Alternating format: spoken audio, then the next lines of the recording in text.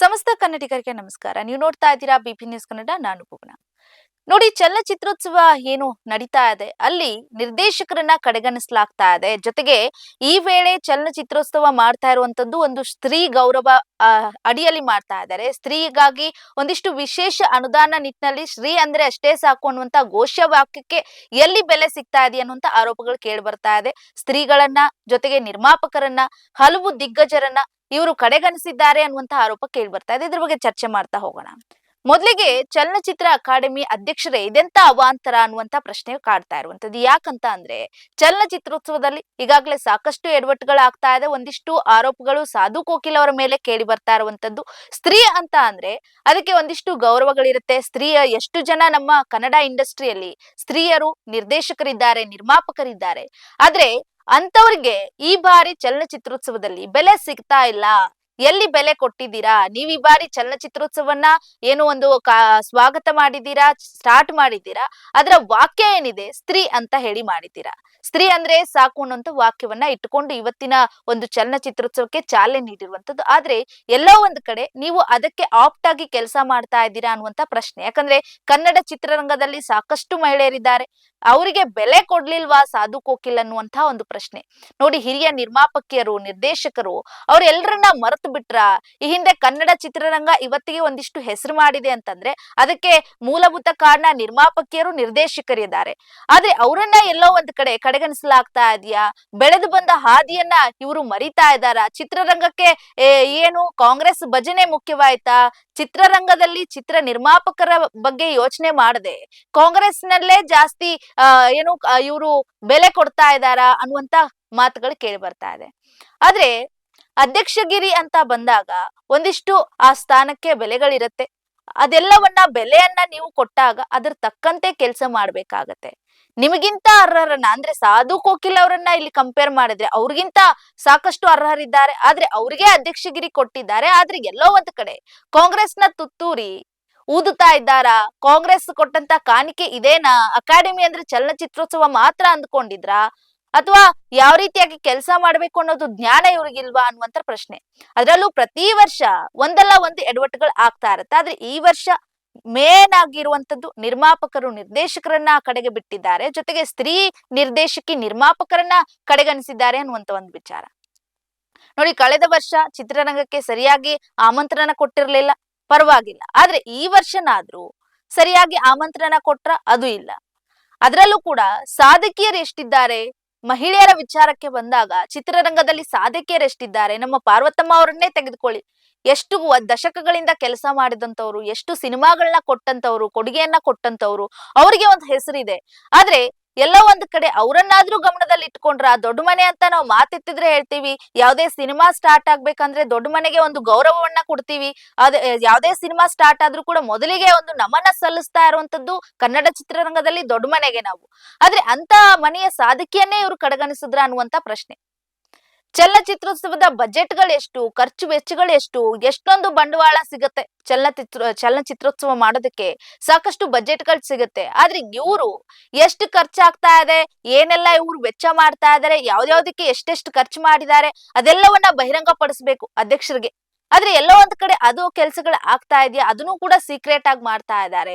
ಈ ರೀತಿಯಾಗಿ ಸಾಲು ಸಾಲು ಆರೋಪಗಳು ಕೇಳಿ ಬರ್ತಾ ಇರುವಂತದ್ದು. ಇದ್ರ ಬಗ್ಗೆ ನಮ್ ಜೊತೆಗೆ ಮಾತನಾಡೋದಕ್ಕೆ ಕರ್ನಾಟಕ ಚಲನಚಿತ್ರ ನಿರ್ದೇಶಕ ಸಂಘದ ಅಧ್ಯಕ್ಷರು NRK ವಿಶ್ವನಾಥ್ ಅವರಿದ್ದಾರೆ. ಅವ್ರನ್ನ ಮಾತನಾಡಿಸ್ತಾ ಹೋಗೋಣ. ಸರ್ ನಮಸ್ತೆ. ನಮಸ್ತೆ. ಸರ್, ಈಗ ನಾವು ನೋಡ್ತಾ ಇದ್ವಿ ಸಾಕಷ್ಟು ಆರೋಪಗಳು. ಒಂದ್ ಕಡೆ ನಿರ್ಮಾಪಕರು, ನಿರ್ದೇಶಕರನ್ನ ಕಡೆಗಣಿಸಿದ್ದಾರೆ. ಜೊತೆಗೆ ಸ್ತ್ರೀ ಅನ್ನುವಂತ ವಾಕ್ಯ ಇಟ್ಕೊಂಡು ಈ ಬಾರಿ ಚಲನಚಿತ್ರೋತ್ಸವ ಆರಂಭ ಆಗಿರುವಂತದ್ದು, ಅದಕ್ಕೂ ಕೂಡ ಪ್ರಾಧಾನ್ಯತೆ ಸಿಗ್ತಾ ಇಲ್ಲ ಅನ್ನುವಂತ ಆರೋಪ. ಮತ್ತೆ ಜೊತೆಗೆ ಇವತ್ತೊಂದಿಷ್ಟು ನೀವು ಪಟ್ಟಂತ ಪ್ರಯತ್ನ ಇವತ್ತೆಲ್ಲೋ ಒಂದ್ ಕಡೆ ಅರ್ಧದ ಮಟ್ಟಿಗೆ ಏನೋ ಫಲ ಸಿಗ್ತಾ ಇರುವಂತ ವಿಚಾರ. ಏನ್ ಹೇಳ್ತೀರ ಅದ್ರ ಬಗ್ಗೆ?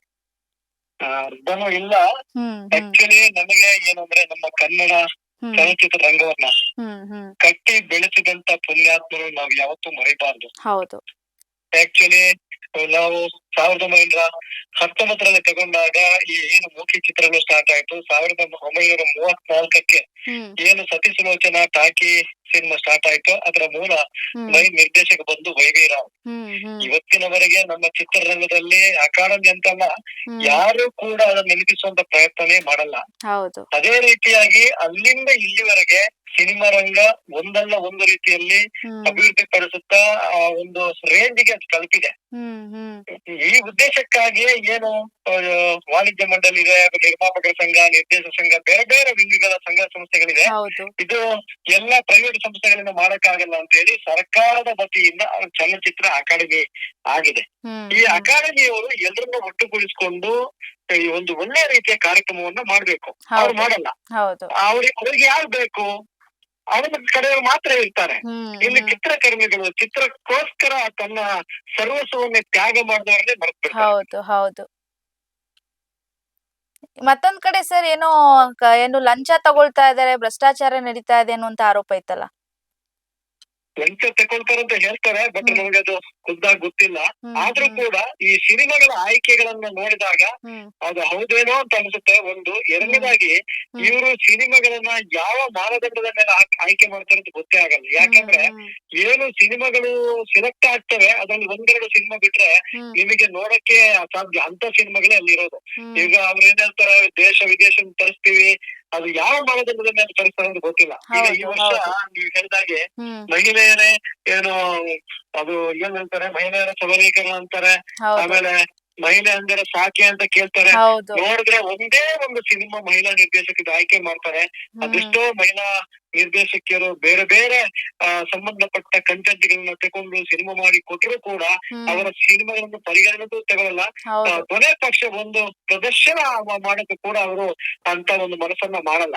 ಇದಕ್ಕೆ ಮೂಲ ಕಾರಣ ಏನು ಅಂದ್ರೆ ನನಗೆ ಗೊತ್ತಾಗ್ತಿರೋದು, ನಾವು ಕೂಡ ಈಗ ಅಕಾಡೆಮಿಯಲ್ಲಿ ಅಂದ್ರೆ ಪಾರ್ಟ್ ಆಫ್ ಒಂದು ಸಂಘ ಇರೋದ್ರಿಂದ ಅಲ್ಲಿ ಈ ಕಲಾತ್ಮಕ ನಿರ್ದೇಶಕರನ್ನ ಆಯ್ಕೆ ಮಾಡ್ತಾರಲ್ಲ, ಸರ್ಕಾರ ಆಗ್ಲಿ ಅಥವಾ ಅಕಾಡೆಮಿ ಆಗ್ಲಿ, ವಾರ್ತಾ ಇಲಾಖೆ ಆಗ್ಲಿ, ಯಾರೇ ಇರ್ಲಿ, ಒಬ್ಬ ಅನುಭವಸ್ಥನ ಆಯ್ಕೆ ಮಾಡ್ಬೇಕಾಗತ್ತೆ.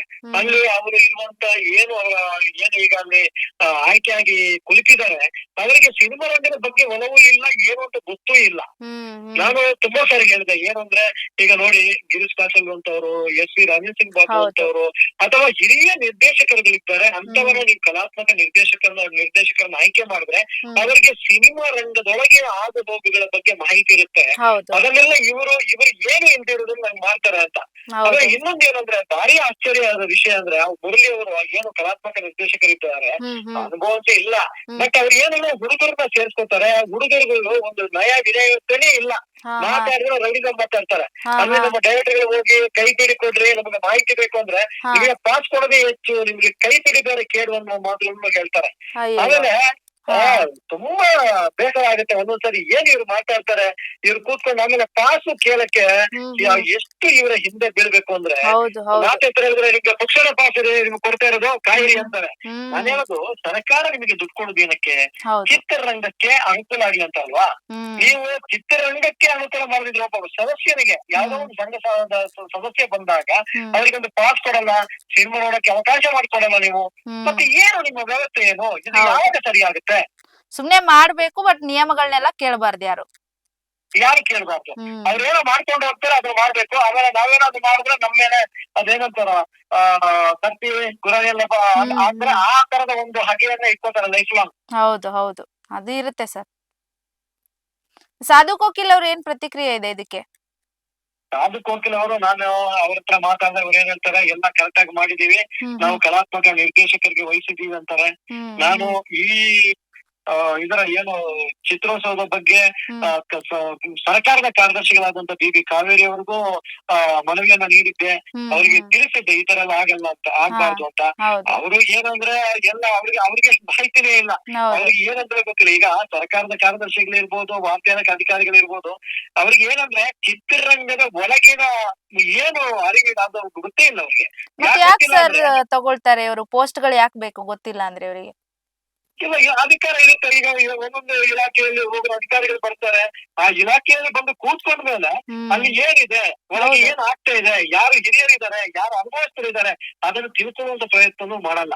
ಈಗ ನಾನು ತುಂಬಾ ಸರಿ ಇದಕ್ಕೆ ಏನು ವಾರ್ತಾ ಇಲಾಖೆ ಸೆಕ್ರೆಟರಿಗಳನ್ನ ಭೇಟಿಯಾದಾಗ ಅವರು ಏನು ಮಾತಾಡಿದ್ರು ತಲೆ ಅಲ್ಲಾಡಿಸ್ತಾರೆ ಹೊರತು ಅದಕ್ಕೆ ಪೂರಕವಾಗಿ ಸ್ಪಂದಿಸುವಂತ ಕೆಲಸವನ್ನೇ ಮಾಡಲ್ಲ. ನಾನು ಈಗ ಅವ್ರ ತಪ್ಪ ಅಥವಾ ನನ್ಗೆ ಏನಂತ ಗೊತ್ತಾಗ್ತಿಲ್ಲ, ಅವ್ರು ಇರೋದೇ ಹಾಗೆ ಗೊತ್ತಿಲ್ಲ. ಏನೋ ಕೇಳಿದ್ರು ಕೂಡ ಈಗ ನಾವೇ ಹೋಗಿದೀವಿ ಅಂತ ತಿಳ್ಕೊಳ್ಳಿ, ನಾನೀಗ 29 ವರ್ಷ ಚಿತ್ರರಂಗದ ಸರ್ವಿಸ್ ನನ್ಗೆ, ನಮಗೆ ಅನುಭವ ಇರುತ್ತೆ ಅಂತ ಮಾತಾಡ್ತಾರೆ. ಆಮೇಲೆ ಏನಂದ್ರೆ ಮುರಳಿಗೆ ಫುಲ್ ಚಿತ್ರರಂಗನೇ ಅವ್ರು ಏನು ಚಿತ್ರರಂಗ ಫುಲ್ ಅರಿದು ಕುರ್ದಂಗೆ ಮಾತಾಡ್ತಾರೆ. ಯಾಕಂದ್ರೆ ಆ ರೇಂಜಿಗೆ ಮುರಳಿ ಅವರನ್ನ ಅಲ್ಲಿ ಬಿಂಬಿಸಲಾಗಿದೆ. ಅಂದ್ರೆ ಚಲನಚಿತ್ರೋತ್ಸವ ಘನತೆಯಲ್ಲಿ ಉಳಿಯುತ್ತೆ ಇದ್ರಲ್ಲಿ. ಚಲನಚಿತ್ರೋತ್ಸವಕ್ಕೆ ಘನತೆನೇ ಇಲ್ಲ ಅನ್ನೋಂಗಾಗಿದೆ. ಇಲ್ಲ, ಖಂಡಿತ ಇಲ್ಲ. ಈಗ ಲಾಸ್ಟ್ ಇಯರ್ ಅಲ್ಲಿ ಬೇರೆ ಕಡೆ ಮಾಡಿದ್ರು, ಸ್ವಲ್ಪ ಆದ್ರೂ ವಿಜೃಂಭಣೆ ಇತ್ತು. ಈ ಸರ್ತಿ ನೋಡಿದ್ರೆ ಫುಲ್ ಡಲ್ ಮಾಡ್ಬಿಟ್ರು, ಏನಕ್ಕೆ ಅಂತ ಗೊತ್ತಿಲ್ಲ. ಕಾರ್ಯಕ್ರಮನೇ ಈಗ ಇವತ್ತು ಏನೋ ಕರೆದಿದ್ದಾರೆ ಸಮಾರೋಪ, ಗವರ್ನರ್ ಕೂಡ ಇನ್ವೈಟ್ ಮಾಡಿಲ್ಲ ಅನ್ಸುತ್ತೆ, ಅಥವಾ ಅವ್ರು ಇಲ್ವೇ ಗೊತ್ತಿಲ್ಲ ನಮಗೆ. ಬಟ್ ಒಂದು ಕಡೆ ಎಲ್ಲಿ ಬ್ಯಾಂಕೆಟ್ ಹಾಲ್ ಅಲ್ಲ, ವಿಧಾನಸೌಧ ಬ್ಯಾಂಕೆಟ್ ಹಾಲ್ ಎಲ್ಲೋ ಆಗ್ತಾ ಇತ್ತು. ಈ ಸಾರಿ ಇಲ್ಲೇ ಲುಲು ಮಾಲ್ ನಲ್ಲೇ ಮಾಡಿದ್ದಾರೆ. ಇದು 1-2 ಅಂತಲ್ಲಮ್ಮ, ನಾನು ಹೇಳ್ತಿರೋದು ಏನ್ ಗೊತ್ತಾ, ಓರೆನ್ ಮಾಲ್ ಅಲ್ಲಿ ಇದ್ದಾಗ ಸ್ವಲ್ಪ ಒಂದು ಮಟ್ಟಿಗಾದ್ರೂ ಮಾಡ್ತಾ ಇದ್ರಲ್ಲ ಸರ್. ಅದೇ ನಿಮ್ಮೊಂದು ಡೆಕೋರೇಷನ್ ಇರ್ಬೋದು. ಈಗ ಏನಾಗುತ್ತೆ, ನಾವೆಲ್ಲ ಬೇರೆ ಬೇರೆ ಚಲನಚಿತ್ರೋತ್ಸವ ಹೋಗೋದ್ರಿಂದ ಗೋವಾ ಹೋಗ್ತಿವಿ, ಕೋಲ್ಕತ್ತಾ ಹೋಗ್ತಿವಿ, ಅಥವಾ ಜೈಪುರ್, ಪುಣೆ ಎಲ್ಲ, ಮುಂಬೈ ಎಲ್ಲ ನೋಡಿದಾಗ ಆ ಏರಿಯಾ ಸಂಬಂಧಪಟ್ಟ ಆಗಿದ್ರೆ ಒಂದು ಚಲನಚಿತ್ರೋತ್ಸವ ನಡೀತಿದೆ ಅನ್ನೋದು ಜನರಿಗೆ ಗೊತ್ತಾಗ್ಬೇಕು. ಅದಕ್ಕೋಸ್ಕರ ಲೈಟಿಂಗ್ಸ್ ಏನೋ ಒಂದು ವಿಜೃಂಭಣೆಯನ್ನ ಮಾಡ್ಕೊಂಡು ಬರ್ತಾರೆ, ಯಾಕೆಂದ್ರೆ ಹೊರಗಿನ ಗೊತ್ತಾಗ್ಲಿ ಅಂತ ಹೇಳಿ. ಬಟ್ ಇಲ್ಲಿ ಗೊತ್ತಾಗಕ್ಕೆ ಚಾನ್ಸಸ್ ಇಲ್ಲ, ಎಲ್ಲೂ ಅಂತ ಒಂದು ಏನಂತಾರೆ ಅದಕ್ಕೆ ಅಲಂಕಾರನೇ ಇಲ್ಲ. ಸುಮ್ಮನೆ ಮಾಡ್ಬೇಕು, ಕಾಟಾಚಾರಕ್ಕೆ ಮಾಡ್ತೀವಿ ಅಷ್ಟೇ. ಏನಾದ್ರು ವರ್ಷಕ್ಕೊಂದು ಮಾಡ್ಬೇಕು, ಮಾಡ್ತಾರೆ. ಅದು ಕೂಡ ಈ ವರ್ಷ ಅರಾಬಿರಿ ಏನೋ ಸರ್ಕಾರದ ಇದ್ರಲ್ಲಿ ಅದಕ್ಕೆ ತೊಂದರೆ ಆಗ್ತದೆ ಅಂತ. ಹಿಂದೆ ಸರ್ಕಾರ ನಮ್ಮ ಚಿತ್ರರಂಗ ಮಾರ್ಚ್ 3ಕ್ಕೆ ಪ್ರಾರಂಭ ಆಗಿದೆ, ಅವತ್ತು ಮಾಡ್ಬೇಕು ಅಂತ ಇತ್ತು, ಅದನ್ನು ಮಾಡ್ಲಿಲ್ಲ. ಇವು ಏನೋ ಜನವರಲ್ಲೇ ಮಾಡುದು, ಯಾರಿಗೂ ಅರ್ಜೆಂಟ್ ಇದೆಯಾ ಗೊತ್ತಿಲ್ಲ ನಮ್ಗೆ. ಇರ್ಲಿ, ಮಾಡಿ ಆದ್ಮೇಲೆ ಅದನ್ನೊಂದು ಪೂರಕವಾಗಿ ಆಮೇಲೆ ನಮ್ಮ ಕನ್ನಡ ಚಿತ್ರರಂಗದಲ್ಲಿ ತುಂಬಾ ಚೆನ್ನಾಗಿ ಮಾಡ್ತಾರ ಅನ್ನೋ ಒಂದು ಮಾತು ಬರ್ಬೇಕು ಅಲ್ವಾ? ಅದು ಇಲ್ಲ. ಈಗ ಬೇರೆ ಕಡೆಯಿಂದ ನಾವು ಡನ್ ಮಾಡಿದ ಅದಕ್ಕೆ ಪ್ರಯೋಜನ ಇರಲ್ಲ. ನಾನು ಹೇಳೋದು, ಅಕಾಡೆಮಿ ಅವರಿಗೆ ಕಷ್ಟ ಆದಾಗ ಯಾವುದೇ ಎಲ್ಲ ಸಂಘ ಸಂಸ್ಥೆ 30 ವಿಂಗಗಳಿದೆ ಮೇಡಮ್, ಎಲ್ಲರನ್ನ ಕರೆಸಿ ಕೂರಿಸ್ಕೊಂಡು ಯಾವ ತರ ಮಾಡೋಣ, ಯಾವ ತರ ಮಾಡಿದ್ರೆ ಚೆನ್ನಾಗಿರುತ್ತೆ, ನೀವೆಲ್ಲ ಸಪೋರ್ಟ್ ಆಗಿ ಬನ್ನಿ, ನೀವೆಲ್ಲ ವಾಲಂಟಿಯರ್ಸ್ ಆಗಿ ಬನ್ನಿ ಅಂತ ಕರೀಬಹುದು. ಇವರು ನನಗೆ ಆ ಮುರಳಿ ಅವರು ಯಾರು ಸ್ಟೂಡೆಂಟ್ ಗಳು ಇದು ಸಂತೋಷ, ನಮ್ಗೆ ಅದೇನ್ ತೊಂದ್ರೆ ಇಲ್ಲ ಅಲ್ಲೆಲ್ಲ ಮ್ಯಾನೇಜ್ ಮಾಡಕ್ಕೆ. ನೀವು ಥಿಯೇಟರ್ ಒಳಗೆ ಒಂದ್ಸರಿ ನೋಡಿ, ಥಿಯೇಟರ್ ಒಳಗೆ ಹೋದಾಗ ಹಿಂದೆ 2 ರೋಡ್ ಪೆಂಡಿಗಿರ್ತಾರೆ ಸಿನಿಮಾದವ್ರಿಗೆ. ಅಂದ್ರೆ ಅವರ ಸಿನಿಮಾ ಏನಿದೆ ಅವ್ರಿಗೆ ಅಂತ ಹೇಳಿ ಪೆಂಡಿಗೆ ಖಾಲಿ ಇಟ್ಟಿರ್ತಾರೆ, ಬಾಕಿಯಲ್ಲಿ ಕೂರಿಸ್ತಾರೆ. ಒಂದು ಸಿನಿಮಾ 1/4 ಗಂಟೆ ಸ್ಟಾರ್ಟ್ ಆದ್ಮೇಲೆ ಆ 2 ರೋಡ್ ಅಲ್ಲಿ ಯಾರು ಸ್ಟೂಡೆಂಟ್ ಗಳನ್ನ ಬಿಟ್ಟಿರ್ತಾರೋ ಅವರ ಗ್ಯಾಂಗ್ ಬಂದು ಕೂತ್ಕೊಂಡು ಮೀಟಿಂಗ್ ಮಾಡ್ತಾರೆ. ಅವರ ಸೌಂಡ್ ಕೇಳೋದ, ನಾವು ಪಿಕ್ಚರ್ ನೋಡೋದ? ಅಂದ್ರೆ ವ್ಯವಸ್ಥೆ ಎಲ್ಲಿದೆ ಅಂತ, ಎಲ್ಲಿದೆ ಇವ್ರು ಮಾಡೋದು ಯಾರು? ಇದನ್ನ ಸ್ಟೂಡೆಂಟ್ ಗಳು ಬಿಡ್ತಾರೆ, ಅವ್ರ ಬಾಯಿಗೆ ಮಾತಾಡ್ತಾರೆ. ಅದಕ್ಕೆ ಜವಾಬ್ದಾರಿ ಇರುವಂತ ವ್ಯಕ್ತಿಗಳಿಗೆ ಕೊಟ್ರೆ, ಸಂಘ ಸಂಸ್ಥೆಗಳಿಗೆ ಕೊಟ್ಬಿಟ್ಟು ಈ ತರ ಮಾಡಿ ಅಂತ ಕಂಡೀಷನ್ ಹಾಕಿದ್ರೆ ತುಂಬಾ ಚೆನ್ನಾಗಿ ಮಾಡ್ಬೋದು. ಅಯ್ಯೋ ಸರ್, ಅದಕ್ಕೆಲ್ಲ ದುಡ್ಡು ಖರ್ಚಾಗುತ್ತೆ. ಹಂಗೆಲ್ಲ ದುಡ್ಡು ಖರ್ಚಾದ್ರೆ ಇವ್ರು ದುಡ್ಡು ಮಾಡೋದ್ ಹೆಂಗಾಗುತ್ತೆ ಸರ್? ಅಲ್ಲ, ಅದಕ್ಕೆ ದುಡ್ಡು ಖರ್ಚಾಗಲ್ಲ, ಯಾಕೆಂದ್ರೆ ಅದಕ್ಕೂ ಖರ್ಚಾಗಲ್ಲ. ಅಲ್ಲ, ಇವ್ರು ಹಣ ಮಾಡೋದಕ್ಕೆ ನಿಂತಿದಾರಲ್ಲ ಚಲನಚಿತ್ರೋತ್ಸವ ಹೆಸರಲ್ಲಿ. ಲೆಕ್ಕ ತೋರ್ಸಕ್ಕೆ ಮಾಡ್ತಾರೆ, ಅದ್ರಲ್ಲಿ ಡೌಟ್ ಏನಿಲ್ಲ. ಈಗ ಲಾಸ್ಟ್ ಇಯರ್ನು ಅಷ್ಟೇ ಒಳ್ಳೆ ಅಮೌಂಟ್ ಕೊಟ್ಟಿದ್ದಾರೆ, ಏನ್ ಮಾಡ್ತಾರೆ ಏನು ಅಂತ ಗೊತ್ತಿಲ್ಲ. ಈಗ ನಾನು ಹಿಂದೆ ಕೂಡ ನಮ್ಮ ನಿರ್ದೇಶಕರ ಸಂಘವನ್ನ ಲಾಸ್ಟ್ ಇಯರ್ ಕಂಪ್ಲೀಟ್ ಹೊರಗಿಟ್ಟಿದ್ರು. ಆಕ್ಚುಲಿ ಅಕಾಡೆಮಿ ಪ್ರಾರಂಭ ಆದ ದಿನದಿಂದ ನಾವು ಜೊತೆಯಲ್ಲಿದ್ವಿ. 4 ವರ್ಷ ನಮ್ಮನ್ನ 4-5 ವರ್ಷ ಹೊರಗಿಟ್ರು. ಅದನ್ನ ಹೋರಾಟ ಮಾಡಿ ಏನೋ ಮತ್ತೆ ನಿರ್ದೇಶಕರ ಸಂಘ ಅಕಾಡೆಮಿ ಒಳಗೆ ಬರೋ ತರ ಪ್ರಯತ್ನವನ್ನ ಮಾಡಿದೀವಿ. ಈಗ ನೋಡಿದ್ರೆ ನೀವು ಅಲ್ಲಿ ಹೋಗಿ ನಾವೇನಾದ್ರೂ ಲೆಕ್ಕ ಕೇಳ್ತೀವ ಅಥವಾ ಏನು ಯಾಕೆ ಹೊರಗಿಟ್ಟಿದಾರ ಗೊತ್ತಿಲ್ಲ. ಈಗ ಏನೋ ಒಂದು ಕಾಂಪ್ರಮೈಸ್ ಆಗಿ ವಾರ್ತಾ ಇಲಾಖೆ ಜೊತೆ ಮಾತುಕತೆ ಆಗಿ ನಾವು ಒಳಗಿದ್ದೀವಿ. ಒಳಗಿದ್ರೆ ಪ್ರಯೋಜನ ಇಲ್ಲ. ಇಲ್ಲಿವರೆಗೆ ನಾವು ಒಂದು ಮೀಟಿಂಗ್ ಹೋಗಿ ಅಲ್ಲಿ ಏನ್ ನಡೀತಿದೆ, ಏನ್ ಆಗುತ್ತೆ ಗೊತ್ತಿಲ್ಲ, ಕ್ವಶನ್ ಮಾಡೋಂಗಿಲ್ಲ. ಈ ರೀತಿ ಎಲ್ಲ ನಡೀತದೆ. ಓಕೆ ಸರ್, ಇನ್ನೊಂದು ಮೇಡಮ್ ನಾನು ಏನಂದ್ರೆ ಅವಾಗ ಈ ರವಿಚಂದ್ರನ್ ಅವರು ಇಡೀ ಇಂಡಸ್ಟ್ರಿನ ನನಗೆ ನಿಮಗೂ ಗೊತ್ತಿದೆ, ಎಲ್ರಿಗೂ ಗೊತ್ತಿದೆ, ಸಿನಿಮಾವನ್ನ ಶ್ರೀಮಂತಗೊಳಿಸಕ್ಕೆ ಪ್ರಯತ್ನ ಪಟ್ಟ ಏಕೈಕ ವ್ಯಕ್ತಿ. ಯಾಕೆಂದ್ರೆ ನಾನು ಅವರ ಸಿನಿಮಾಗಳನ್ನು ನೋಡ್ತಾ ದಿನಗಳಿಂದ ನಾನು ಅನ್ಕೊಂಡಿದ್ದು, ಅವ್ರ ಸೋಲನ್ನು ಲೆಕ್ಸಲ್ಲ, ಗೆಲುವು ಬಂದಾಗ ವಿಜೃಂಭಿಸಬೇಕು, ಅವ್ರು ವಿಜೃಂಭಿಸಲ್ಲ. ಇನ್ನೊಂದು ಸಿನಿಮಾ ಏನೋ ಮಾಡ್ಬೇಕು ಅನ್ನೋದು ಹೋಗ್ತಾರೆ. ಸೋಲ ಆದ್ರೂ ನಿಮ್ಗೆ ಗೊತ್ತಿರ್ಬೋದು, ಶಾಂತಿಕಾಂತಿ ಇರ್ಬೋದು ಅಥವಾ ಏಕಾಂಗಿ ಎಷ್ಟು ಇದ್ರಲ್ಲಿ ಮಾಡಿದ್ರು. ಅವರಿಗೆ ನಾವು ಕಲಾ ಪ್ರೇಕ್ಷಕರಾಗ್ಲಿ ಸಿನಿಮಾ ರಂಗವ್ರಿಗೆ ಏನ್ ಕೊಡ್ತು, ಏನ್ ಕೊಟ್ಟಿಲ್ಲ. ಆದ್ರೆ ಸಿನಿಮಾ ಜಗತ್ತಿನಲ್ಲಿ ಏನಾದ್ರೂ ಮಾಡ್ಬೇಕು ಕನ್ನಡ ಚಿತ್ರರಂಗದಂತ ಹೋರಾಟ ಮಾಡಿ, ಹೋರಾಟ ಅಂದ್ರೆ ಈ ತರ ಹೊರತಲ್ಲ ಸಿನಿಮಾದಲ್ಲಿ ಅದೇ ಏನೋ ಹೊಸದಾದ್ರೂ ಮಾಡ್ಲೇಬೇಕು ಅಂತ. ಮಾಡಿ ಬಂದವರು ಹ್ಮ್ ಅಂತವನ್ನ ಒಂದು ಈ ವೇದಿಕೆಗೆ ಕರೆಯುವಂತ ಒಂದು ಗೌರವ ಇಲ್ಲ ಅಂದ್ರೆ ಹೇಗೆ? ಹೌದು ಆಮೇಲೆ ಖಂಡಿತ. ಇವರು ಹೆಮ್ಮೆಂದರೆ ಸಾಕಿ ಅಂತಾರೆ. ನಿನ್ನೆ ನನಗೆ ಆವತ್ತಿಂದ ನನ್ನ ಇದೇ ಬೇಡಿಕೆ, ಇಡೀ ಜಗತ್ತಿನಲ್ಲಿ 80 ಸಿನಿಮಾ ನಿರ್ಮಾಣ ಮಾಡಿದಂತ ಮಹಿಳೆ ಇದ್ರೆ ಅದು ಡಾಕ್ಟರ್ ಪಾರ್ವತಮ್ಮ. ಹೌದು. ಅಪ್ಪ ಮಹಾಮಾತೆಯನ್ನೇ ಮರೆತವರು ಇವರು. ಅದನ್ನು ನಾವು ನೆನಪಿಸ್ಬೇಕಾ? ಅಂದ್ರೆ ಚಿತ್ರ ನೋಡುವ ಯಾರೇ ಇರ್ಲಿ, ಚಿತ್ರ ನೋಡದವ್ರು ಇರ್ಲಿ, ಚಿಕ್ಕ ಹುಡುಗಿಂದ ದೊಡ್ಡವರು ಗೊತ್ತಿದೆ ಅಷ್ಟು ಸಿನಿಮಾವನ್ನ ಅವರು ನಿರ್ಮಾಣ ಮಾಡಿದ್ದಾರೆ. ಅಷ್ಟು ಮಾತ್ರ ಅಲ್ಲ, ಸಿನಿಮಾಗಳಲ್ಲಿ ಚಿತ್ರರಂಗದಲ್ಲಿ ಏನಾದ್ರೂ ತೊಂದರೆ ಆಗ್ತಿದ್ರೆ ಅವ್ರನ್ನ ಕರೆದು ಆತರ ಮಾಡ್ಬೇಡಿ, ಚಿತ್ರರಂಗವನ್ನು ಅಭಿವೃದ್ಧಿಪಡಿಸಬೇಕು ಅನ್ನೋ ಕಿವಿಮಾತು ಹೇಳಿದ್ರು, ಮಾತು ಹೇಳಿದ್ರು. ಅಂತ ಮಹಾಮಾತೆಯ ಒಂದು ನಿಮಗೆ ಒಂದು ಅವ್ರಿಗೆ ಗೌರವ ಕೊಡಕ್ಕೆ ಆಗಲ್ಲ ಅಂದ್ಮೇಲೆ ಏನು ಅಕಾಡೆಮಿ ರೀ? ಅಕಾಡೆಮಿ ಇರ್ಲಿ, ಚಿತ್ರೋತ್ಸವ ಮಾಡುವವರಿಗೆ ನಿಮಗೆ ಒಂದು ಅಷ್ಟು ಸಾಮಾನ್ಯ ಜ್ಞಾನ ಬೇಡವಾ? ಕಲಾತ್ಮಕ ನಿರ್ದೇಶಕ ಆಗ್ಲಿ, ಹುಡುಗನ ಕೂರಿಸ್ಕೊಳ್ಳೋ ಮಾಹಿತಿ ಇಲ್ಲ ಅಂತ ತಿಳ್ಕೊಳ್ಳಿ, ಜೊತೆಯಲ್ಲಿ ಕೂರಿಸ್ಕೊಂಡು ಅದನ್ನೊಂದು ವ್ಯವಸ್ಥೆ ಮಾಡುವಂತಿಲ್ವಾ? 100 ಸಿನಿಮಾ ಮಾಡಿದ್ದಾರೆ ಸಾಯಿ ಪ್ರಕಾಶ್ ಅವರು, ಅವರನ್ನು ನೀವು ಕಾಯಕ್ಕಾಗಲ್ವಾ?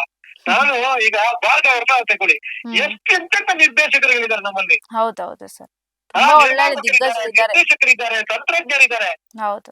ಅಲ್ಲಿ ನಾನು ನೋಡ್ತೀನಿ ನಮ್ಮ ವಿಂಗ್ಗಳಲ್ಲಿ ಅಧ್ಯಕ್ಷ ಆದವರಿಗೆ ಇನ್ವೈಟ್ ಬಾಕ್ಸ್ ಕೊಟ್ಟು ಕಳಿಸಿದ್ದಾರೆ ಇವರು. ನಾನು ಕೆಲವು ಅವರ ಹೆಸರು ಬೇಡ ಪಾಪ, ಅವರು ಅಲ್ಲಿ ನಿಂತ್ಕೊಂಡಿದ್ದಾರೆ ಇನ್ವೈಟ್ ಬಾಕ್ಸ್. ಅವರು ಒಂದು ಸಂಸ್ಥೆಯ ಪ್ರೆಸಿಡೆಂಟ್, ಅಂತವ್ರಿಗೆ ನೀವು ಇನ್ವೈಟ್ ಕೊಟ್ಮೇಲೆ ಇನ್ನು ಸಾಮಾನ್ಯ ಸದಸ್ಯರಿಗೆ ನೀವು ಏನ್ ಕೊಡ್ಬೋದು? ನೀವು ಎಲ್ಲದ್ರಲ್ಲೂ ರಾಜಕೀಯ ಶುರುವಾಗಿದೆ ಸರ್. ನಿಜ ಬೇಸರ ಆಗುತ್ತೆ ಇವೆಲ್ಲ ನೋಡೋದಕ್ಕೆ. ಖಂಡಿತವಾಗಿಯೂ ಈಗ ಏನ್ ಹೇಳೋದಂದ್ರೆ, ನಾವು ಎಲ್ಲರ ಹತ್ರ ಈಗ ನಮ್ಮ ಮಾಧ್ಯಮ ಅಂತ ಒಂದು ಸಂಘ ಮಾಡ್ಕೊಂಡಿದ್ದಾರೆ, ಇಲ್ಲಿ ಅನ್ಯತಾ ಭಾವಿಸ್ಬೇಡಿ, ಚಲನಚಿತ್ರ ಪತ್ರಕರ್ತರ ಸಂಘ ಅಂತ ಮಾಡ್ಕೊಂಡಿದ್ದಾರೆ. ಅದರ ಅಧ್ಯಕ್ಷರೊಬ್ರು ಏನ್ ಮಾಡ್ತಾರೆ ಅಂದ್ರೆ ಅವ್ರ ಕೆಲಸ ಮಾತ್ರ ಮಾಡ್ಕೊಳ್ತಾರೆ. ಹೌದೌದು ಸರ್, ಅದು ಎಲ್ಲಾ ಕಡೆ ಆಗ್ತಾ ಇದೆ. ನೋಡಿ, ಇಂತ ವಿಚಾರ ಬಗ್ಗೆ ಯಾರು ಬಾಯಿ ಎತ್ತಲ್ಲ, ಬಾಯಿ ಮುಚ್ಚಿಸ್ಬಿಡ್ತಾರೆ ಎಲ್ಲ. ನಾನ್ ಹೇಳುದು ಇವ್ರಿಗೆ ಮಾಧ್ಯಮದವ್ರು ಏನ್ ಮಾಡ್ಬೇಕು, ಮಾಧ್ಯಮದವ್ರು ಒಟ್ಟು ಸೇರಿಸ್ಬಿಟ್ಟು ಯಾಕೆ ಹಿಂಗ್ ಮಾಡ್ತಾರೆ ಕೇಳ್ಬೋದು. ಕೇಳಕ್ಕೆ ಅಲ್ಲೇ ಒಂದು ಅಧ್ಯಕ್ಷ ಆಗಿ ಕೂರಿಸಿದ ವ್ಯಕ್ತಿನೇ ಅಲ್ಲಿ ವಿಧಾನಸೌಧದ ವಾರ್ತೆಲಕ್ಕೆ ಹೋಗಿ ಅವರ ಕೆಲಸವನ್ನು ಮಾಡ್ಕೊಂಡು ಅವರು ವಿಜೃಂಭಿಸ್ತಾ ಇದ್ದಾರೆ. ಸಂಘದ ಕೇಳಿದ್ರೆ ಇಲ್ಲ. ಅದೇ ರೀತಿ ಇಲ್ಲಿ ಒಂದೆರಡು ಸಂಘ ಸಂಸ್ಥೆಗಳು, ನಾನು ಎಲ್ಲಾ ಸಂಘ ಸಂಸ್ಥೆಗಳಿಗೆ ಹೇಳುದು, ಈ ತರ ಆದಾಗ ಬಿಡ್ಲೇಬೇಡಿ. ಆಗಕ್ಕೆ ಸರ್ಕಾರ ದುಡ್ಡು ಫೋನ್ ಆಗ್ತಾ ಇರೋದು, ನಮ್ಮ ನಿಮ್ಮೆಲ್ಲರ ದುಡ್ಡು. ಎಷ್ಟು ದೊಡ್ಡ ದೊಡ್ಡ ಬಜೆಟ್ ಬೇಕು ಇವ್ರಿಗೆ ಮತ್ತೆ.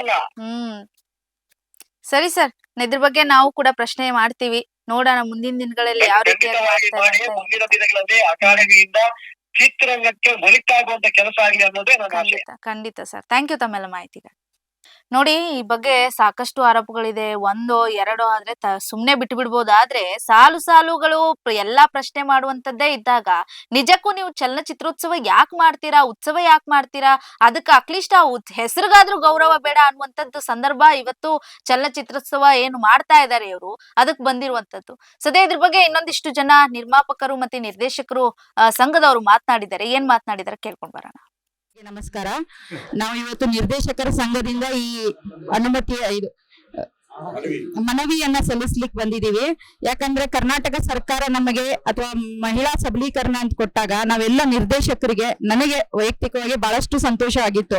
ಈ ವರ್ಷನಾದ್ರೂ ಚಲನಚಿತ್ರೋತ್ಸವದಲ್ಲಿ ಒಂದು ಸರ್ಕಾರ ಇಂತ ಒಂದು ಉತ್ತಮ ಯೋಜನೆಯನ್ನ ತಂದಿದೆಯಲ್ಲ ಮಹಿಳಾ ಸಬಲೀಕರಣ ಅಂತ, ನಾವೆಲ್ಲರೂ ಬಹಳಷ್ಟು ಖುಷಿಯಾಗಿದ್ವಿ. ನನ್ನಂತೆ ಕೆಲವು ಚಿತ್ರರಂಗದಲ್ಲಿ ನಾನೊಬ್ಬಳು ನಿರ್ದೇಶಕಿಯಾಗಿ ಬಂದಿದ್ದೀನಿ, ಒಬ್ಬಳು ಮಹಿಳೆ ನಿರ್ಮಾಪಕಿಯಾಗಿ ಬಂದಿದ್ದಾರೆ, ಒಬ್ರು ಮಹಿಳೆ ಪ್ರಧಾನ ಪಾತ್ರವನ್ನ ನಿರ್ವಹಿಸಕ್ ಬಂದಿರ್ತಾರೆ, ಒಬ್ರು ಕ್ಯಾಮ್ರಾ ಆಗಿ ಬಂದಿರ್ತಾರೆ. ಹೀಗೆ ಹಲವಾರು ಕ್ಷೇತ್ರದಲ್ಲಿ ನಾವು ಫಿಂಗರ್ ಕೌಂಟೆಡ್ ಜನ ಇದೀವ್ರಿ ಮಹಿಳೆಯರು. ನಾವೆಲ್ಲರನ್ನು ಒಳಗೊಂಡು ಒಂದು ಗುರುತಿಸಿ ಗೌರವಿಸುವ ಕೆಲಸ ಈ ವರ್ಷ ನಮಗೆ ಚಲನಚಿತ್ರೋತ್ಸವದಿಂದ ಆಗುತ್ತೆ. ಅದು ಕರ್ನಾಟಕ ಸರ್ಕಾರ ಕೊಟ್ಟಿದ್ದು. ಹೆಣ್ಣೆಂದರೆ ಸಾಕೆ ಅನ್ನೋದು ಶಿವರುದ್ರಪ್ಪನವ್ರು ಹೇಳಿದ್ದು. ನಮ್ಮ ಕರ್ನಾಟಕದ ಮಹಿಳೆಯರಿಗೆ ಸಬಲೀಕರಣ ಅನ್ನುವಂತ ವಿಚಾರ ಅಂದ್ರೆ ನಾವು ಎಲ್ಲ ಕ್ಷೇತ್ರದಲ್ಲಿ ಮುಂದೆ ಬರಬೇಕು, ಮತ್ತ ಅದರ ಜೊತೆಗೆ ನಾವು ಏನೇನು ಅಭಿವೃದ್ಧಿ ಹೊಂದ್ತಾ ಇದೀವಿ ಅನ್ನೋದು ಸರ್ಕಾರ ಈ ಮೂಲಕ ತೋರಿಸಿ ಮುಂದೆ ಇನ್ನೊಂದು ಸ್ವಲ್ಪ ಮಹಿಳೆಯರು ಈ ವೃತ್ತಿಯಲ್ಲಿ ಅಥವಾ ಈ ಕ್ಷೇತ್ರದಲ್ಲಿ ಬರ್ಲಿ ಅನ್ನುವಂತ ಉದ್ದೇಶ ಇದೆ ಅನ್ಕೊಂಡು ನಾನು ಕೂಡ ಚಿತ್ರವನ್ನ ಮಾಡಿದೆ, ಅಪ್ಲೈ ಕೂಡ ಮಾಡಿದ್ದೆ. ಅದಕ್ಕೆ ಯಾವುದೇ ರೀತಿಯಾದ ಮನ್ನಣೆ ಕೊಡದೆ ಅವರು ತಿರಸ್ಕಾರ ಮಾಡಿದ್ದಾರೆ. ಅವ್ರಿಗೆ ಇಂಟರ್ನ್ಯಾಷನಲ್ ಲೆವೆಲ್ ಸಿನಿಮಾಗಳು ಬೇಕು. ಬೇರೆ ಬೇರೆ ದೇಶದ ಮಹಿಳೆಯರ ಚಿತ್ರಗಳನ್ನ ಅವು ಯೂಟ್ಯೂಬ್ ಅಲ್ಲಿ ಅವೈಲೇಬಲ್ ಅದಾವ್ರಿ, ಅಂತ ಚಿತ್ರಗಳನ್ನ ಅವ್ರು ತರಿಸಿ ಅವರಿಗೆ ಸನ್ಮಾನ ಮಾಡುವುದು ಅವರ ಮುಖ್ಯ ಕರ್ತವ್ಯ ಅಂತ ನಂಗೆ ಅಕಾಡೆಮಿಯವರು ಹೇಳಿದ್ರು. ಕರ್ನಾಟಕದ ಮಹಿಳೆಯರಿಗಾಗಿ ಚಿತ್ರಗಳಿಗಾಗಿ ಯಾವುದೇ ಬೆಲೆ ಇಲ್ಲ ಅಂತ ನನಗೆ ನೇರವಾಗಿ ಅವರು ತಿಳಿಸಿದ್ದಾರೆ. ನಾನು ಅಕಾಡೆಮಿ ಮೇಲೆ ಕಣ್ಣೀರ್ ಹಾಕಿ ಬಂದಿರುವಂತ ಒಂದು ನೊಂದ ಮಹಿಳೆ. ಈ ಮೂಲಕ ನಾನು ತಿಳಿಸ್ತಾ ಇದ್ದೀನಿ, ನಮ್ಮ ಅಧ್ಯಕ್ಷರು ಇರುವುದರಿಂದ ಅಸೋಸಿಯೇಷನ್ ಇರುವುದರಿಂದ ನಾನು ಇವತ್ತು ಗಟ್ಟಿಯಾಗಿದ್ದೀನಿ. ನಮ್ಮ ಚಲನಚಿತ್ರ ನಿರ್ದೇಶಕರಲ್ಲಿ ಎಷ್ಟೊಂದು ದೊಡ್ಡ ದೊಡ್ಡ ಮಹಿಳೆಯರಿದ್ದಾರೆ. ಪಾರ್ವತಮ್ಮ ರಾಜ್ಕುಮಾರ್ ಅವರಾಗಿರ್ಬೋದು, ಅವರಷ್ಟು ನಿರ್ಮಾಪಕಿಯಾಗಿ ಬಂದು ಅಷ್ಟು ಕಾದಂಬರಿ ಆಧಾರಿತ ಕಥೆಗಳನ್ನ ಯಾರು ಮಾಡಿಲ್ಲ. ಅಂತವ್ರನ್ನೆಲ್ಲ ನೋಡಿ ದೊಡ್ಡವರಿಂದ ನಾವು ಬೆಳೆದು ಈಗ ಬಂದು ಸಣ್ಣದಾಗಿ ನಾವು ಚಿತ್ರಗಳನ್ನ ಮಾಡ್ತಾ ಈಗ ಚಿತ್ರರಂಗಕ್ಕೆ ಬರ್ತಾ ಇದೀವಿ. ಅವರನ್ನು ಗುರುತಿಸದೆ, ದೊಡ್ಡ ದೊಡ್ಡವರನ್ನು ಗುರುತಿಸದೆ ಬಹಳ ಕೆಟ್ಟದಾಗಿ ವರ್ತನೆ ಮಾಡಿದಂತ ಈ ವರ್ಷದ ಚಲನಚಿತ್ರೋತ್ಸವಕ್ಕೆ ನಂದು ಧಿಕ್ಕಾರ ಇದೆ. ಬಹಳಷ್ಟು ನೊಂದು ನಾನು ಇವತ್ತು ಈ ವಿಚಾರವನ್ನ ನಿಮ್ಮಲ್ಲಿ ಹೇಳ್ತಾ ಇದ್ದೀನಿ. ಈ ಮೂಲಕ ನಾವು ಅಸೋಸಿಯೇಷನ್ ಮೂಲಕ ಈ ಮನವಿಯನ್ನ ಕೊಡ್ತಾ ಇದೀವಿ. ಮತ್ತೆ ಎಲ್ಲ ನಿರ್ದೇಶಕರಿಗೂ ಕೂಡ ಕಡೆಗಣೆ ಮಾಡಿದ್ದಾರೆ.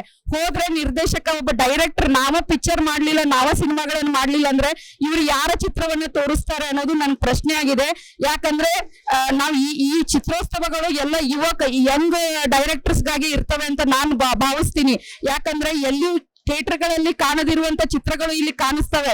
ಲೋ ಬಜೆಟ್ ಸಿನಿಮಾ ಮಾಡೋದು, ಹೊಸ ಪ್ರಯತ್ನ ಮಾಡಿದ್ದು, ಔಟ್ ಆಫ್ ಬಾಕ್ಸ್ ಕಥೆಗಳು ಇಲ್ಲಿ ಬರ್ತವೆ. ಆ ಕಥೆಗಳಿಗೆ ಮಾನ್ಯತೆ ಇಲ್ಲ ಅಂದ್ರೆ ಹೆಂಗೆ? ಎಲ್ಲ ಕಮರ್ಷಿಯಲ್ ಚಿತ್ರಗಳನ್ನ ಆಯ್ಕೆ ಮಾಡಿದ್ದಾರೆ. ನಾನು ವೈಯಕ್ತಿಕವಾಗಿ ಆಯ್ಕೆಯಾದ ಎಲ್ಲ ಚಿತ್ರಗಳನ್ನ ನೋಡಿದೆ, ಎಲ್ಲವೂ ಕಳಪೆ ಆಗಿದ್ದಾವೆ. ಆ ಮಂಡ್ ಚಿತ್ರಗಳನ್ನ ಆಯ್ಕೆ ಮಾಡಿದ್ದಾರೆ. ಅದರಲ್ಲಿ ಒಂದು ಮಹಿಳಾ ಸಬಲೀಕರಣ ವಿಚಾರವನ್ನ ಹೊಂದಿದಂತ ಒಂದು ಕತೆ ಇಲ್ಲ. ನನ್ನ ಚಿತ್ರ ಮಹಿಳಾ ಸಬಲೀಕರಣವನ್ನು ಹೊಂದಿದೆ ಕಥೆ ಆಗಿತ್ತು, ಅದನ್ನು ಕೂಡ ತಿರಸ್ಕರಿಸಿದ್ದಾರೆ. ಇದೆಲ್ಲವೂ ಕೂಡ ಅವರ ಯಾವ ಕಾರಣಕ್ಕೆ ಅವರಿಗೆ ಹಣ ಕೊಟ್ಟಿಲ್ಲ ಅಂತ, ನಾನು ಲಂಚ ಕೊಟ್ಟಿಲ್ಲ ಅಂತ ನನ್ನನ್ನ ಕಡೆಗಣಿಸಿದ್ದಾರೆ ಅನ್ನೋದು ನನ್ನ ವೈಯಕ್ತಿಕವಾದ ದೂರು. ಇದರಿಂದ ಕೂಡ ನಾನು ನೊಂದು ಈ ವಿಚಾರವನ್ನ ನಾನು ನನ್ನ ಅಸೋಸಿಯೇಷನ್ಗೆ ತಿಳಿಸಿದ್ದೆ.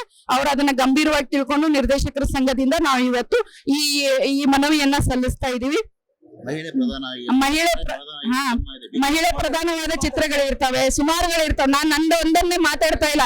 ಎಲ್ಲ ಮಹಿಳೆಯರು ನಿರ್ದೇಶಕರಿದ್ದಾರೆ, ನಿರ್ಮಾಪಕಿಯರಿದ್ದಾರೆ, ಆರ್ಟಿಸ್ಟ್ಗಳಿದ್ದಾರೆ. ವರ್ಷಕ್ಕೆ ಒಂದೊಂದು ಸಿನಿಮಾ ಮಾಡ್ತಾರೆ ಮಹಿಳಾ ನಿರ್ದೇಶಕಿಯರು. ಅವ್ರನ್ನೆಲ್ಲ ಗುರುತಿಸುವ ಕೆಲಸ ಆಗಬೇಕಾಗಿತ್ತು. ಸರ್ಕಾರ ಬಹಳ ಒಳ್ಳೆ ಯೋಜನೆ ಮಾಡಿತ್ತು. ಇಂಟ್ರೋ ಅಂತ ಮಾಡಿ ಬಹಳ ಹೊಲಸು ಇಂಟ್ರೋ ಮಾಡಿದ್ದಾರೆ. ಇದೆಲ್ಲವೂ ಕೂಡ ಬೇಸರ ತಂದಿದೆ. ಬಹಳಷ್ಟು ಖುಷಿಯಿಂದ ನಾವು ಇದೊಂದು ಸಿನಿಮಾ ಜಾತ್ರೆ ಅಂತ ನಾವು ಗೌರವಿಸಿ ಎಲ್ಲರೂ ಇಲ್ಲಿ ಬರ್ತಿದ್ವಿ, ಸಂಭ್ರಮಿಸ್ತಿದ್ವಿ. ಆ ಸಂಭ್ರಮ ಇವತ್ತು ಈ ವರ್ಷ ಒಬ್ರಲ್ಲೂ ಇಲ್ಲ. ನೀವು ನನಗ್ ಮಾತ್ರ ಕೇಳಬೇಡಿ, ನೀವು ಎಲ್ಲರಿಗೂ ಕೇಳಿ. ಇಲ್ಲಿ ಎಲ್ಲರಿಗೂ ಅದೇ ಗೋಳಾಗಿದೆ. ಇದನ್ನ ಸರ್ಕಾರ ಗಮನಿಸಬೇಕು. ನಮ್ಮ ಎಲ್ಲ ಮಹಿಳೆಯರಿಗೆ ಅಥವಾ ನಿರ್ದೇಶಕರಿಗೂ ಕೂಡ ಇದನ್ನ ಮಾಡ್ಬೇಕು ಅನ್ನೋದು ಈ ಮೂಲಕ ಕೇಳ್ಕೊತೀನಿ. Thank you. ನಮಸ್ತೆ. ನಾವು ಈ ಸಾರಿ 17ನೇ ಬೆಂಗಳೂರು ಅಂತಾರಾಷ್ಟ್ರೀಯ ಚಲನಚಿತ್ರೋತ್ಸವದಲ್ಲಿ ಭಾಗವಹಿಸಿದ್ದೀವಿ. ಇಲ್ಲಿ ಬಂದಾಗ ನಮಗೆ ಮೊದಲು ಕಾಣಿಸಿದ್ದು ನಿರ್ದೇಶಕರನ್ನ ಕಡೆಗಣಿಸಿದ್ದ ಒಂದು ಘಟನೆಗಳು. ಅದು ಒಂದಲ್ಲ ಎರಡಲ್ಲ, ತುಂಬಾ ಘಟನೆಗಳಿದೆ. ಆದ್ರೆ ಲಾಸ್ಟ್ ಇಯರ್ ನಮಗೆ ಇಲ್ಲಿ ಎಲೌಡೆ ಇರಲಿಲ್ಲ. ಅದನ್ನ ಹೋರಾಟ ಮಾಡ್ಕೊಂಡು ಏನಾದ್ರೂ ಪ್ರಯತ್ನ ಮಾಡಿದ್ದಕ್ಕೆ ನಾವು ಇವತ್ತು ಅಕಾಡೆಮಿಯ ಒಳಗೆ ಬಂದಿದ್ದೀವಿ. ಕಾನೂನಾತ್ಮಕವಾಗಿ ಸರ್ಕಾರದ ಆದೇಶದಂತೆ ನಾವು ಇವತ್ತು ಅಕಾಡೆಮಿ ಒಳಗೆ ಬಂದಿದ್ವಿ. ಆದ್ರೆ ಒಬ್ಬ ನಿರ್ದೇಶಕನಿಗೆ ಏನು ಮಾನ್ಯತೆ ಕೊಡ್ಬೇಕನ್ನೋದೇ ಒಬ್ಬ ಕಲಾ ನಿರ್ದೇಶಕನಿಗೆ ಅದು ಅರಿತಿಲ್ಲ. ಅಧ್ಯಕ್ಷರ ಗಮನಕ್ಕೆ ತಂದಿದ್ದೀವಿ, ರಿಜಿಸ್ಟರ್ ಗಮನಕ್ಕೆ ತಂದಿದ್ದೀವಿ.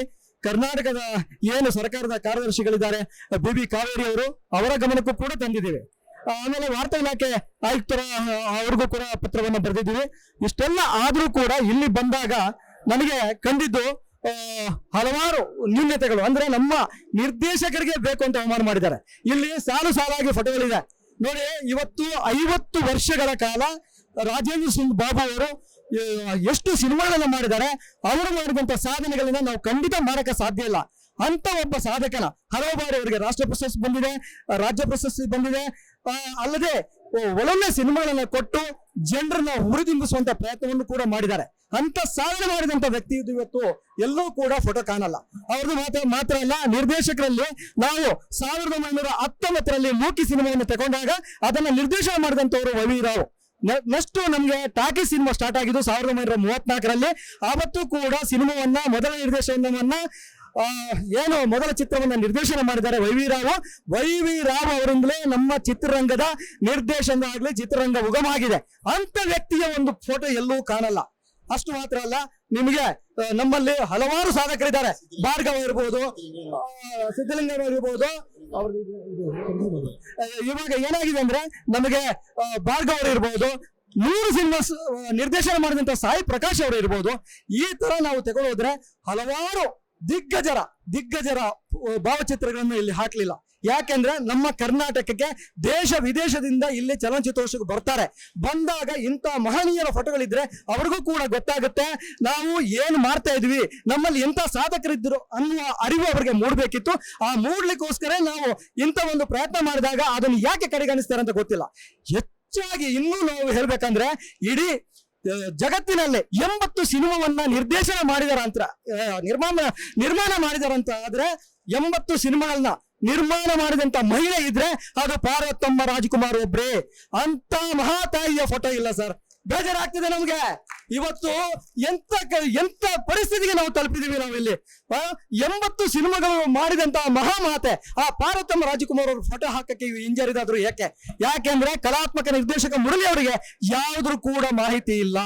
ಅದಕ್ಕೆ ನಾವು ರಿಕ್ವೆಸ್ಟ್ ಮಾಡ್ಕೊಂಡ್ವಿ, ನಿರ್ದೇಶಕರ ಸಂಘದಿಂದಲೇ ಅಲ್ಲ, ಹಿರಿಯ ನಿರ್ದೇಶಕರು ಯಾರಿದ್ದಾರೆ ಅವ್ರನ್ನ ಕೂರಿಸ್ಕೊಳ್ಳಿ, ಅವರಿಂದ ಏನು ಜ್ಞಾನ ಭಂಡಾರ ಇದೆ ಅದನ್ನ ತಗೊಂಡು ನೀವು ಎಲ್ರಿಗೂ ನ್ಯಾಯ ಕೊಡಿಸಿ ಅಂತ ಕೇಳ್ಕೊಂಡ್ವಿ. ಆಗ್ಲಿಲ್ಲ.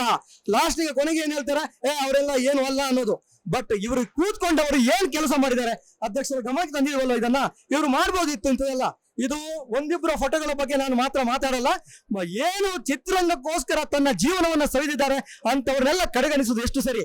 ಈಗ ರವಿಚಂದ್ರನ್ ಅವರು ತಗೊಳ್ಳೋಣ ಸರ್, ಎಲ್ಲಿಂದ ಎಲ್ಲಿಗೆ ಅವರ ಒಂದೊಂದು ಸಿನಿಮಾಗಳನ್ನ ಸೋಲಿರ್ಲಿ ಗೆಲುವಿರ್ಲಿ ಏನೇ ಇರಲಿ ಶಿಖರದೆತ್ತರಕ್ಕೆ ನಮ್ಮ ಚಿತ್ರರಂಗವನ್ನ ಬೆಳೆಸಿದಂತ ವ್ಯಕ್ತಿ ಅವರ ಫೋಟೋ ಎಲ್ಲಿದೆ ಸರ್? ಯಾಕೆ ಅವಮಾನ ಮಾಡ್ತಾ ಇದ್ರಿ? ನಮ್ಮ ಕರ್ನಾಟಕದ ಕನ್ನಡದ ಸಿನಿಮಾಗಳಿಗೆ ದುಡಿದಂತ ಮಹನೀಯರನ್ನ ಯಾಕೆ ಕಡೆಗಣಿಸ್ತೀರಿ? ನಮ್ಗೆ ಅರ್ಥ ಆಗ್ತಾ ಇಲ್ಲ. ಇದು ಒಂದಲ್ಲ. ಆಮೇಲೆ ಈ ಮಹಿಳೆಯರ ಸಬಲೀಕರಣ ಅಂತ ಹೇಳಿ ಮುಖ್ಯಮಂತ್ರಿಗಳ ಎದುರುಗಡೆನೆ ನಮ್ಮ ಚಿತ್ರೋತ್ಸವದ ಬಗ್ಗೆ ಮಾಹಿತಿ ಬರುತ್ತೆ, ಎಲ್ಲವೂ ಗೊತ್ತಾಗುತ್ತೆ, ಖುಷಿ ಆಗುತ್ತೆ ನಮಗೆ. ಆದ್ರೆ ಪಾರ್ವತಮ್ಮ ರಾಜ್ಕುಮಾರ್ ಅವರ ಫೋಟೋನೇ ಹಾಕಲ್ಲ. ಇದು ಮಹಿಳೆಯರ ಸಬಲೀಕರಣ ಇರ್ಲಿ.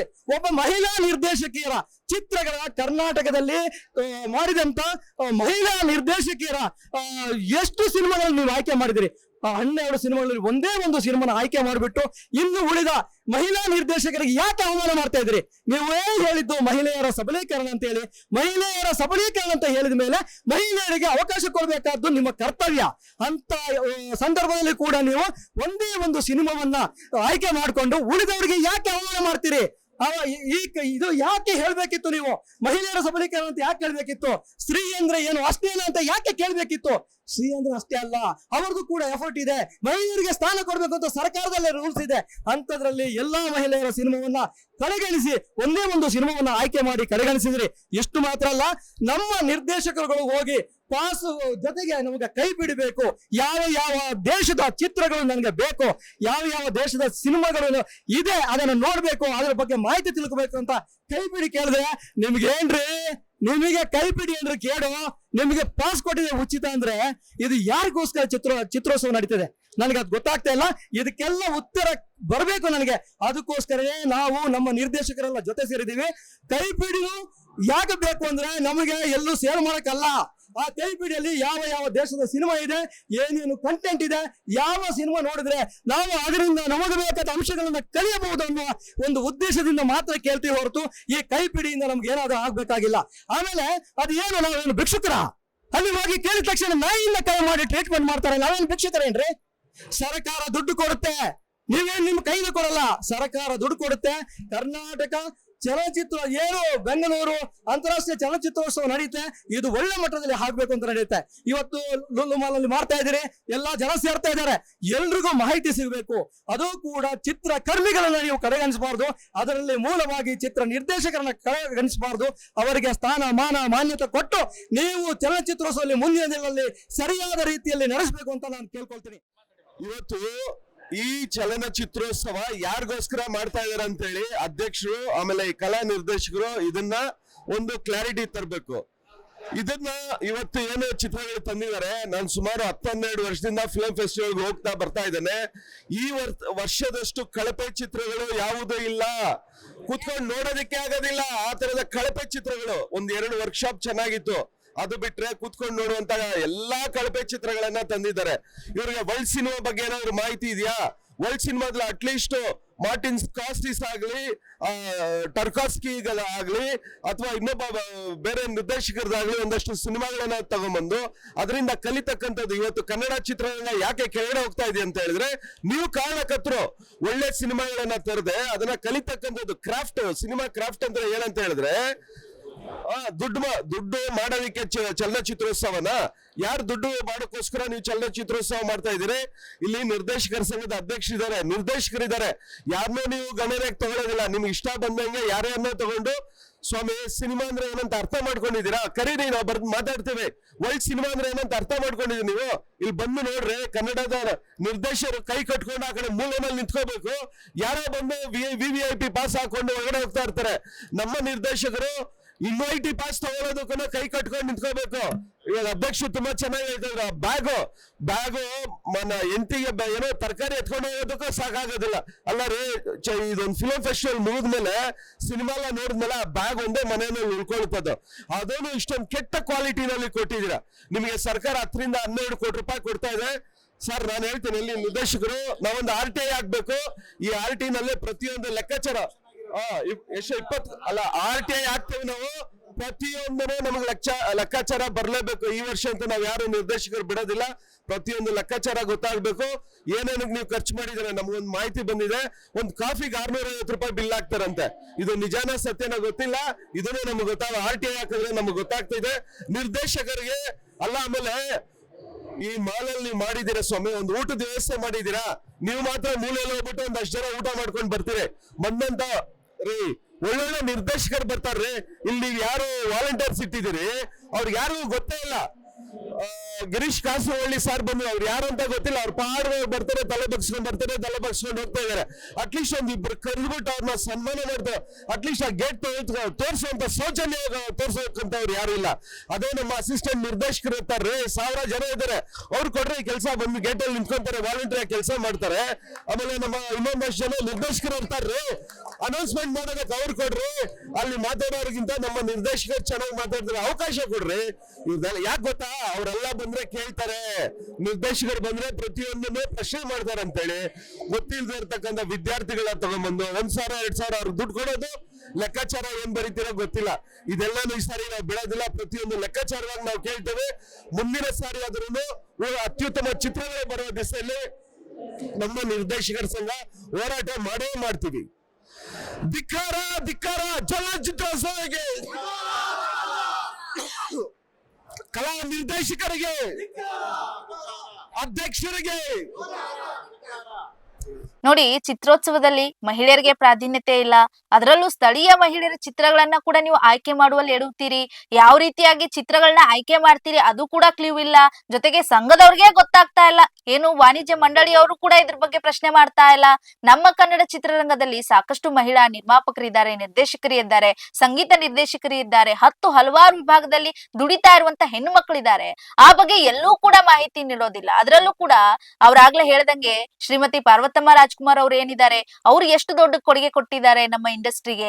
MV ರಾಜಮ್ಮ ಅವರಾಗಿರ್ಬೋದು, ಪ್ರೇಮ ಕಾರಂತ ಅವರಾಗಿರ್ಬೋದು, ಸಂಗೀತ ನಿರ್ದೇಶಕಿ ಸರೋಜಿನಿ ದೇವಿ ಅವರಾಗಿರ್ಬೋದು, ಸಾಕಷ್ಟು ಮಹಿಳೆಯರಿದ್ದಾರೆ. ಅವರ ಒಂದು ಮಹತ್ವದ ಪಾತ್ರಗಳ ಬಗ್ಗೆ ಆದ್ರೂ ಹೇಳೋದಕ್ಕೆ ಎಚ್ಚರಿಕೆ ಇದೆಯಾ ನಿಮ್ಗೆ? ಅದೂ ಇಲ್ಲ. ಕೇವಲ ಬರೀ ಹಣ ಮತ್ತೆ ಹೆಂಡ ಅನ್ನುವಂತ ನಿಟ್ಟಿನಲ್ಲಿ ನೀವು ಕೆಲಸನ ಮಾಡ್ತಾ ಇದ್ದೀರಾ. ಮೊನ್ನೆ ಕೂಡ ನಾವು ಏನು ನೋಡ್ತಾ ಇದ್ವಿ, ಗುಬ್ಬಿ ಅವರು ಕೂಡ ಸಾಕಷ್ಟು ಇದ್ರ ಬಗ್ಗೆ ಮಾತನಾಡಿದ್ದಾರೆ, ಪ್ರಶ್ನೆಯನ್ನ ಮಾಡಿದ್ದಾರೆ. ಜೊತೆಗೆ ಇವತ್ತು ಮಾಡ್ತಾ ಇದ್ದಾರೆ. ಎಲ್ಲೋ ಒಂದ್ ಕಡೆ ಇವ್ರು ಹೋಗಿ ಕಂಪ್ಲೇಂಟ್ ಕೊಟ್ಟಾಗ ಇವತ್ತೊಂದಿಷ್ಟು ಫೋಟೋಗಳನ್ನ ಇಟ್ಟು ಅವರಿಗೆ ಗೌರವ ಕೊಡುವಂತ ನಿಟ್ಟಿನಲ್ಲಿ ಕೆಲಸಗಳಾಗ್ತಾ ಇದೆ. ಆದ್ರೆ ನೀವು ಯಾವ ರೀತಿಯಾಗಿ ಕೆಲಸ ಮಾಡ್ತಾ ಇದ್ದೀರಾ? ಸರ್ಕಾರದವರು ಒಂದಿಷ್ಟು ನಿಮಗೆ ಸೌಲಭ್ಯಗಳು ಕೊಟ್ಟಾಗ ಅದು ನಮ್ಮ ಕನ್ನಡ ಇಂಡಸ್ಟ್ರಿಯಲ್ಲಿ ಇರುವಂತವ್ರು ಹೊಸಬರಿಗೆ, ನಿರ್ದೇಶಕರಿಗೆ ದಾರಿದೀಪ ಆಗಬೇಕು, ಮುಂದಿನ ದಿನಗಳಲ್ಲಿ ಕಲಿಯುವಂತದ್ದಾಗಬೇಕು. ಈಗ ಒಂದು ಮಟ್ಟದಲ್ಲಿ ನಮ್ಮ ಕನ್ನಡ ಚಿತ್ರರಂಗ ಕೆಲಸ ಮಾಡ್ತಾ ಇದೆ, ಒಂದಿಷ್ಟು ಹೆಸರು ಮಾಡಿದೆ ಅಂತಂದ್ರೆ ಈಗಷ್ಟೇ ಮೊನ್ನೆ ಬಂದಿರುವಂತ ಕನ್ನಡದ ಕೆಲವೊಂದು ಸಿನಿಮಾಗಳು ಬಿಟ್ರೆ ಎಲ್ಲೂ ಕೂಡ ಕನ್ನಡಕ್ಕೆ ವ್ಯಾಲ್ಯೂ ಸಿಗ್ತಾ ಇಲ್ಲ, ಕನ್ನಡದ ಚಿತ್ರಗಳಿಗೆ ವ್ಯಾಲ್ಯೂ ಸಿಗ್ತಾ ಇಲ್ಲ. ಎಲ್ಲೋ ಒಂದ್ ಕಡೆ ಕುಸಿತಾ ಇದೆ ನಮ್ಮ ಕನ್ನಡ ಚಿತ್ರರಂಗ. ನೀವುಗಳು ಈ ರೀತಿ ಮಾಡಿದ್ರೆ ಇನ್ನೂ ಕುಸಿಯುತ್ತೆ. ನೀವುಗಳೇ ತಾನೇ ಮಾಡ್ಬೇಕಾಗಿರೋದು. ಸರ್ಕಾರದ ಪ್ರಾಧಾನ್ಯತೆ ತಗೊಂಡ್ಬಿಟ್ಟು ಅಧಿಕಾರಿಗಳ ಒಂದು ಅಧ್ಯಕ್ಷ ಸ್ಥಾನದಲ್ಲಿ ಕೂತಿದ್ದೀರಾ ಅಂತಂದಾಗ ಒಂದಿಷ್ಟು ಅದ್ರ ಬಗ್ಗೆ ಜವಾಬ್ದಾರಿ ವಹಿಸ್ಬೇಕು. ಬರೀ ನೀವು ದುಡ್ಡು ಮಾಡೋದಷ್ಟೇ ಅಲ್ಲ ಸ್ವಾಮಿ, ನೀವು ಬಂದಿರ್ತೀರಲ್ಲ, ಮಾಡ್ತಿರಲ್ಲ ಚಲನಚಿತ್ರೋತ್ಸವ, ನಿಮ್ಮ ಮುಂದೆ ಬಂದವಂತ ಪೀಳಿಗೆಗಳು ನಿಮ್ಮನ್ನ ಹೊಗಳ್ಬೇಕು. ಇಲ್ಲಪ್ಪ, ಇಂಥವ್ರೊಬ್ರು ಇದ್ರು, ಈ ರೀತಿಯಾಗಿ ಮಾಡಿದ್ರು, ಎಷ್ಟು ಮಟ್ಟಿಗೆ ಚಲನಚಿತ್ರೋತ್ಸವ ಮಾಡ್ತಾ ಇದ್ದಾರೆ, ಇವ್ರ ಹೆಸರನ್ನ ನೆನೆಸ್ಬೇಕಪ್ಪ ನಾವು ಅಂತ ಮಾಡ್ಬೇಕು. ಆದ್ರೆ ನೀವೇನ್ ಮಾಡ್ತಿದ್ದೀರಾ? ಬರೀ ದುಡ್ಡು ಎಲ್ಲಿ ಸಿಗುತ್ತೆ, ದುಡ್ಡು ಹೆಂಗ್ ಮಾಡ್ಬೇಕು, ಸರ್ಕಾರನ ಯಾವ ರೀತಿಯಾಗಿ ಹೊಗಳಬೇಕು, ಇಂಥ ಕೆಲಸಗಳಾಗ್ತಾ ಇದೆ. ಬಿಟ್ರೆ ಯಾವುದೇ ರೀತಿಯಾದಂತ ಏನು ಚಲನಚಿತ್ರೋತ್ಸವದ ನಿಯಮಗಳಿದೆ ಅದೆಲ್ಲವೂ ಕೂಡ ಗಾಳಿಗೆ ತೂರಿ ಹೋಗ್ತಾ ಇದೆ. ಆ ರೀತಿಯಾಗಿ ಚಿತ್ರೋತ್ಸವ ಆರಂಭ ಆಗ್ತಾ ಇರುವಂತದ್ದು. ಇನ್ನು ಎಷ್ಟು ಒಳ್ಳೆ ಸ್ಥಳ ಇತ್ತು, ಈ ಹಿಂದೆ ಮಾಡದಂತ ಸ್ಥಳ ಎಷ್ಟು ಒಳ್ಳೆ ಸ್ಥಳ ಇತ್ತು. ಆದ್ರೆ ಅದನ್ನ ಆ ಜಾಗವನ್ನ ಬಿಟ್ಟು ಬೇರೆ ಜಾಗವನ್ನ ಆಯ್ಕೆ ಮಾಡ್ಕೊಂಡಿದ್ದೀರಿ. ಈ ಬಾರಿ ಬೆಂಗಳೂರು ಅಂತಾರಾಷ್ಟ್ರೀಯ ಚಲನಚಿತ್ರೋತ್ಸವಕ್ಕೆ ಯಾವುದೇ ಘನತೆ ಕೂಡ ಸಿಗ್ತಾ ಇಲ್ಲ. ಆ ರೀತಿಯಾಗಿ ಆಗ್ಬಿಟ್ಟಿರುವಂತದ್ದು. ಸದ್ಯ ಈ ಬಗ್ಗೆ ಹೋರಾಟಗಳಾಗ್ತಾ ಇದೆ. ಮುಂದಿನ ದಿನಗಳಲ್ಲಿ ಯಾವ ರೀತಿಯಾಗಿ ಮಾಡ್ತಾರೆ ಗೊತ್ತಿಲ್ಲ. ಯಾಕಂದ್ರೆ 17ನೇ ಬೆಂಗಳೂರು ಅಂತಾರಾಷ್ಟ್ರೀಯ ಚಲನಚಿತ್ರೋತ್ಸವದಲ್ಲಿ ಕನ್ನಡಕ್ಕೆ ಒಂದಿಷ್ಟು ಪ್ರಾಧಾನ್ಯತೆ ಸಿಗ್ತಾ ಇಲ್ಲ. ಒಂದ್ ಕಡೆ ಸ್ತ್ರೀಯ ಮಹಿಳೆಗೆ ಒಂದಿಷ್ಟು ಪ್ರಾಧಾನ್ಯತೆ ಸಿಗ್ತಾ ಇಲ್ಲ, ನಿರ್ಮಾಪಕರಿಗೂ ಕೂಡ ಸಿಗ್ತಾ ಇಲ್ಲ. ಹಿಂದೆ ಆಳಿ ಹೋದಂತವ್ರಿಗೂ ಕೂಡ ಅವ್ರ ಹೆಸರು ಕೂಡ ಘನತೆ ಗೌರವಗಳು ಕೂಡ ಗಾಳಿಗೆ ತೂರ್ತಾ ಇರುವಂತದ್ದು. ಮುಂದಿನ ಚಲನಚಿತ್ರೋತ್ಸವದಲ್ಲಿ ಯಾವ ರೀತಿಯಾಗಿ ಕ್ರಮ ತಗೊಳ್ತಾರೆ, ಎಚ್ಚೆತ್ಕೊಳ್ತಾರ ಅನ್ನೋದಂತದ್ದು ಸಾಕಷ್ಟು ಪ್ರಶ್ನೆ ಆಗಿರುವಂತದ್ದು. ಇದಿಷ್ಟು ಈ ಹೊತ್ತಿನ ಚರ್ಚೆ. ಸಮಗ್ರ ಸುದ್ದಿಗಳಿಗಾಗಿ ಸದಾ ಗಮನಿಸಿ ಬಿಬಿ ನ್ಯೂಸ್ ಕನ್ನಡ. ಇದು ಕನ್ನಡಿಗರ ಪ್ರತಿಧ್ವನಿ.